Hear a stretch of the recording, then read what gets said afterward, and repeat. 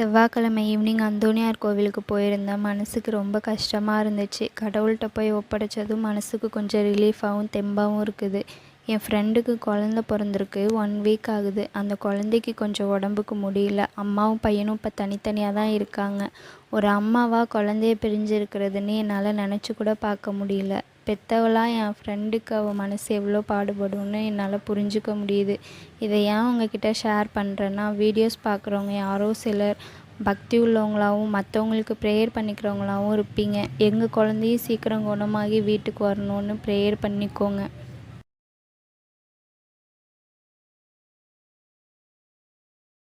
செவ்வாய்க்கிழமை ஈவினிங் அந்தோணியார் கோவிலுக்கு போயிருந்தேன். மனசுக்கு ரொம்ப கஷ்டமாக இருந்துச்சு. கடவுள்கிட்ட போய் ஒப்படைச்சதும் மனசுக்கு கொஞ்சம் ரிலீஃபாகவும் தெம்பாகவும் இருக்குது.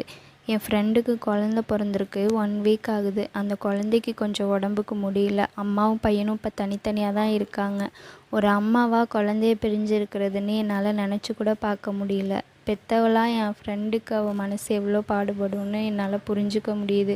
இதை ஏன் உங்ககிட்ட ஷேர் பண்ணுறேன்னா, வீடியோஸ் பார்க்குறவங்க யாரோ சிலர் பக்தி உள்ளவங்களாகவும் மற்றவங்களுக்கு ப்ரேயர் பண்ணிக்கிறவங்களாகவும் இருப்பீங்க. எங்கள் குழந்தையும் சீக்கிரம் குணமாகி வீட்டுக்கு வரணும்னு ப்ரேயர் பண்ணிக்கோங்க.